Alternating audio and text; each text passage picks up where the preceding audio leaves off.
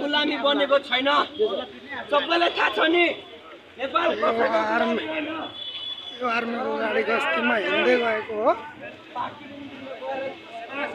यो भाइ जस्तो आगो लगाइदेऊ भनेको के मानेन मैले नेपाल कसको गुलामी हो हामी जब कि 17-18 वर्षको युवा हो गाडीको पासपोर्ट खोलेर बसिरहेको छ देखेन मैले केटीले देखेन मैले देउवाले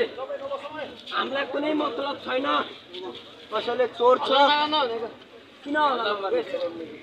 हाम्रो देशको सत्ता फेर्ने छ दाइ गरे हामी चाहिँ हाने अरे पहिला बताए दाइ एउटालाई मारेको छ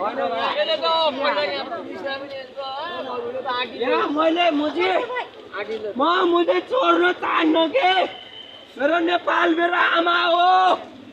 म मर्न रेडी छु मान्छेले भिडियो खिचेको छु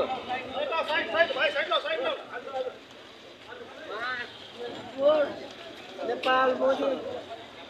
जनता मैले खाडीमा गइरहेको नेताहरूकै मैले झोले अन्त चोरी हैन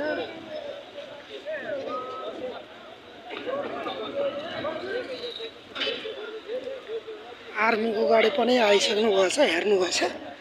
भर्खर आर्मी गाडी पनि आएर त्यहाँ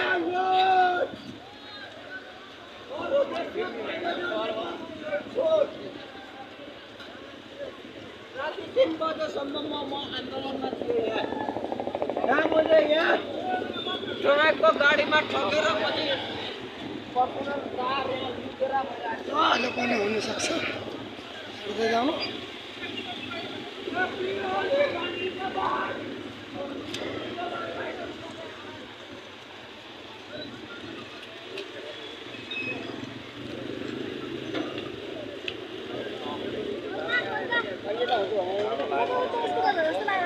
गाडी आइसकेको हो सफाई कर्मीहरू आफ्नो सफाई गर्दैछ बाटो अब हेर्नु के हुन्छ नेपालको सरकारको संस्था त बदलिसक्नु भएछ अब कसले सत्ता सम्हालिन्छ अब त्यसको कुरो हुन्छ 11 बजेपछि त्यहाँ भन्दैछ मान्छेहरू हेर्दै जाऊँ के हुन्छ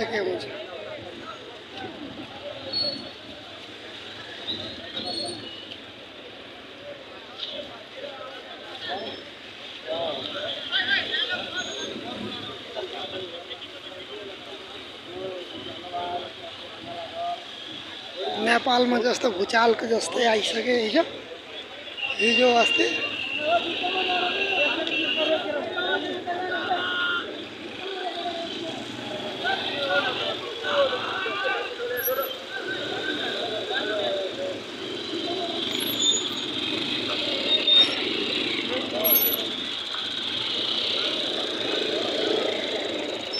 आर्मीहरूको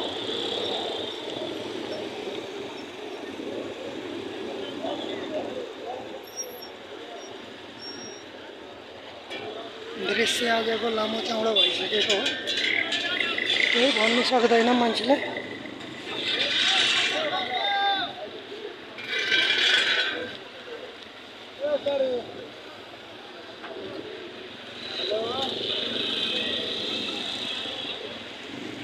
यो दृश्य नेपालको पन्नामा लेखिन्छ पहिलो बारको हो